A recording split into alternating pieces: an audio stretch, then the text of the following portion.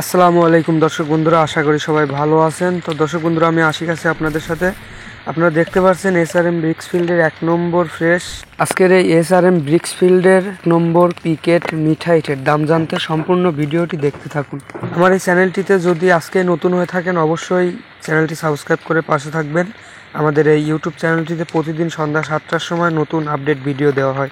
তো বন্ধুরা, আমাদের ভাটার লোকেশনটি হলো পাবনা সদর থানা, দোগাছি ইউনিয়ন, 4 নং ওয়ার্ড, দক্ষিণ চর আশুতোষপুর মণ্ডলপাড়া। আপনারা চাইলে কিন্তু সরাসরি ভাটাতে এসে 1 নম্বর ইট, মিঠা ইট, পিকেট ইট, এমনকি ভাঙা ইটের আদলা, দর্শক বন্ধুরা, আপনারা চাইলে সরাসরি ভাটাতে এসে ক্রয় করতে পারেন।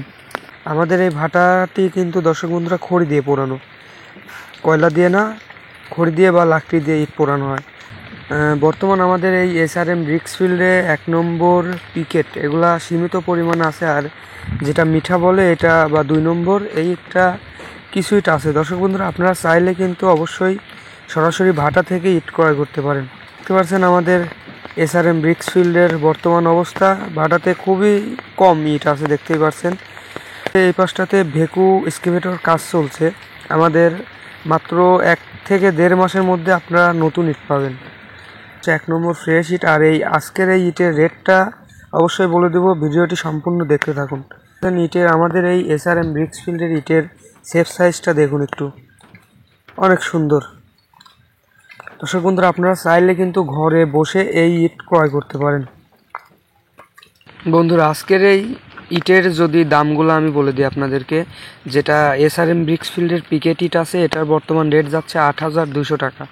যেটা 1 নম্বর সেমই দাম 8,200 টাকা। আর দেখতে পারলেন যেটা মিঠা ইট অর্থাৎ 2 নম্বর ইট, এই ইটটার রেট যাচ্ছে বর্তমান 6,800 টাকা।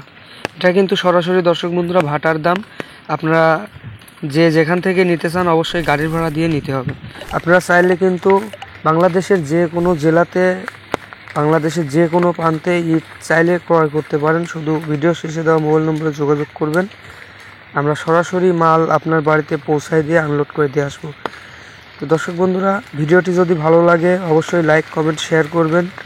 আর যারা এখনও আমার চ্যানেলটি সাবস্ক্রাইব করেননি অবশ্যই চ্যানেলটি সাবস্ক্রাইব করে পাশে থাকবেন।